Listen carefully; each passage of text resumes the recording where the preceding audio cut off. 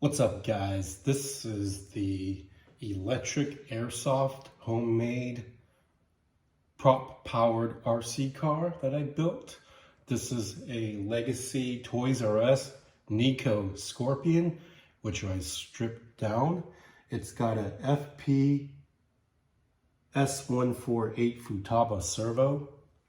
It's got a 150, 175 FPS airsoft gun equipped to it.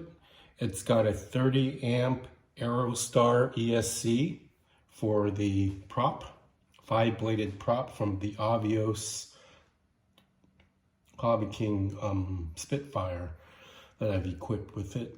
And it's got reverse, so it goes forward and reverse. What it doesn't have is an actual high-speed motor. This car is pretty slow, but I'm thinking about retrofitting it with a brushless system. It came with an original brushless system, but this thing is like 40 years old. So what I've got here is a Hobby Wing 80 amp ESC. It's the Quick Run Crawler brushed ESC. It's 80 amps. It's got forward and reverse. I'm thinking about retrofitting the ESC. I've got some real estate here.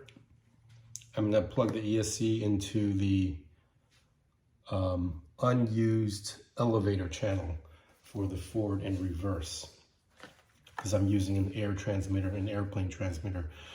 The throttle is already reserved for the main air propeller, but for the actual motor that'll go here,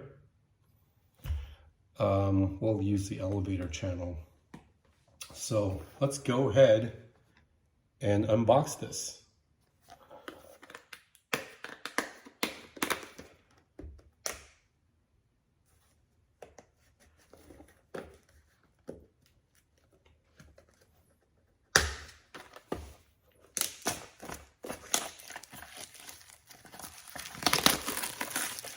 Okay, comes in a nice little box. Let's see what's inside. First time ever opening it. By the way, I got this on Amazon. I'll leave a link below for you guys.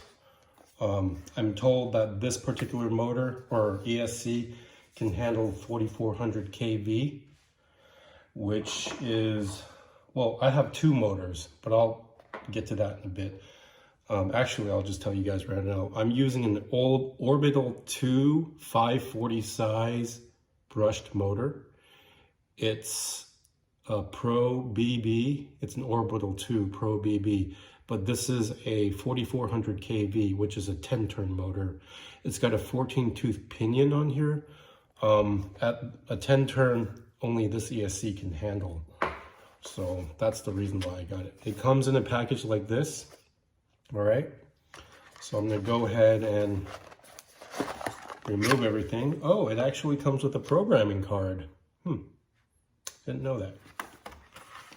Well, I probably did when I bought it at the time. I got this a while ago. So this goes away and this goes away. So here's the ESC. It comes with a standard XT60 male connector. And I guess this goes to the battery. This goes to the motor, of course, and this is going to go to the elevator channel, and this is just your on-off switch and your programming. So it looks like this is the programming card. It's a Hobby Wing programming card. And it comes with a spare cable, some shrink wraps, double-sided tape, tie wraps, and some instructions and stickers. Okay, so now what I'll do is I'll be using this ESC, but there's another motor here. This is an old Tamiya Dynatech 02H motor. It is item 53044-6000.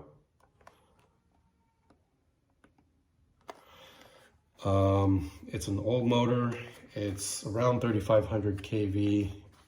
So basically it's 7.2 volts under load at 25,000 RPM. But this is a lower kV motor. I'm probably going to be using this motor instead of the Orbital 2 motor. So let's go ahead and unbox the Dynatech motor.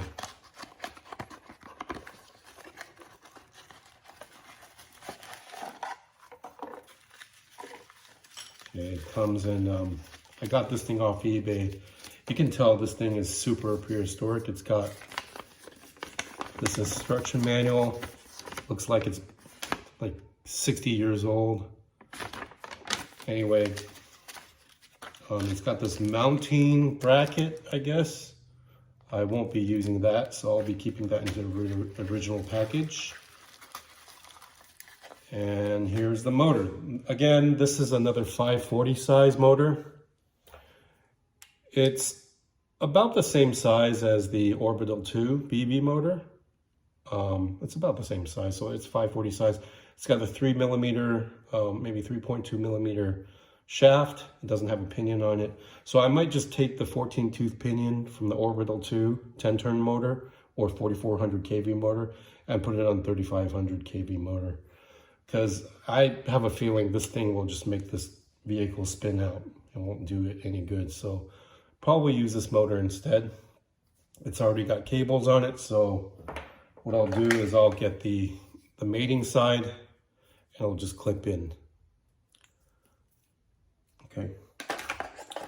And I think that's about it, guys. I'm gonna go ahead and do the retrofit, and I'll show you guys the end product later. Peace out.